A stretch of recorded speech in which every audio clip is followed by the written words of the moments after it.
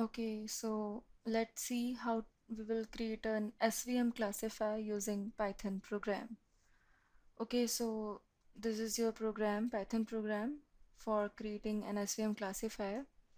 Now first we are importing few modules. So here we have imported NumPy module, matplotlib module for plotting, and sklearn module. Now from sklearn we are importing here pre-processing for because we are requiring here pre-processing of data, as we have seen that our input data is containing words and numbers both. Next we are importing linear SVC for getting linear kernel. Then we are using here one versus one classifier and then the cross validation module. Now our data is present in your income data.txt file. Now for reading that data, we have used that these lines. The maximum data points is actually representing the maximum number of data points present in a particular class. So maximum we are using 25,000 data points for each class. And here count we have initializes the value, the data points and present in class 1 and class 2 as 0, because initially there is 0 data point in these two classes. Okay, so that was your initialization part. Next we are pre-processing our data.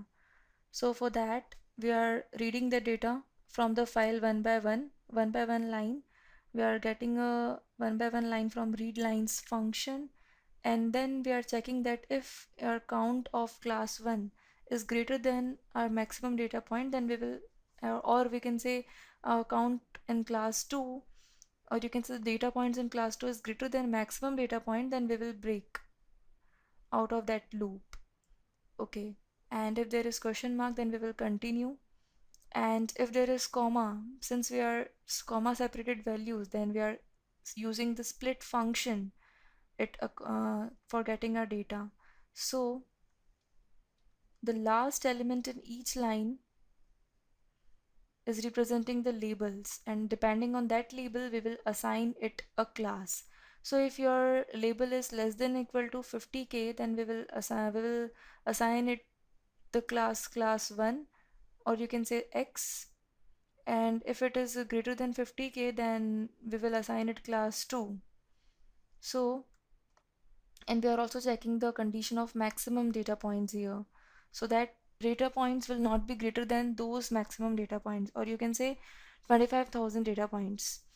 So these lines will be for getting our data from that file, that is your pre-processing part. Next we are converting our data into NumPy array so that we can give it as an input to the sklearn function.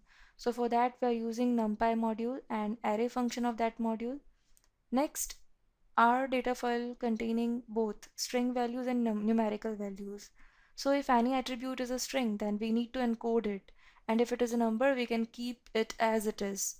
So that is that we are using the combination of label encoding and the other type of getting the data. So now note that we will end up with multiple label encoders and we need to keep track of all of them. So we have used your label encoder, and then we are doing the encoding here. This is your label encoding part. So here we have used your label encoder function for that. This is your label encoder function present in pre-processing module, and then we have got here x and y variable as our encoded data. Next we are creating our SVM classifier, and for that we are using here function, or you can say a class one versus one classifier, in which we are passing linear kernel and random state as 0. So this is the line for creating our SVM classifier. Next we are training our classifier using your fit function, and then we are applying here cross validation, and for cross validation we have split our data into training and testing data set using 80-20 split rule. So you know very well that we will use your train test split function for that purpose, and then we are training our data using fit function and predict function. Next we are computing the F1 score of the SVM classifier, and for that we are using the cross-val score function of cross validation module, and we have passed your F1 weighted as an argument in scoring. for getting F1 score, and then we are printing our F1 score value. Now that the classifier is ready, let's see how to take a random input data point, any data point, and predict the output. Now this is our main task which we have to do here.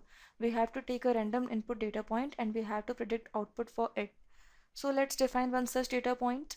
This is your data point, input data. This is your 37 private and all these.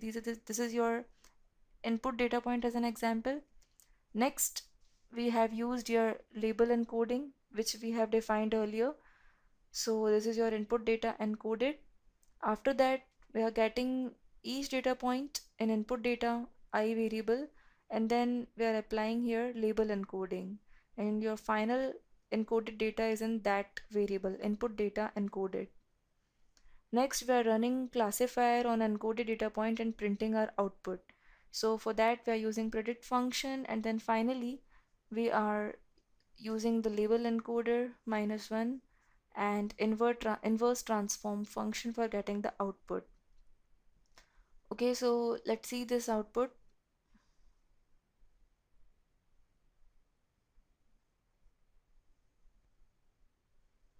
Okay, the output is coming. We have to wait here because in this there is much more processing, which we have seen that there are different functions and coding and everything we have done here.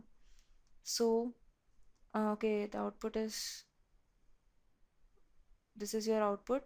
These are the warnings, and okay, this is your output. These are the warnings, and this is your output. F1 score is your 70.82%, and your output is less than equal to 50k. It means that our data point is closely related to that class, which is whose label is actually less than or equal to 50k. So using SVM classifier, we can get the output like this. We can take any random data point and we can get output like this. We can get the particular class related to that data point. So this is the way how we can implement SVM classifier on our data set. We can apply that on any data set that you want. Okay, thank you.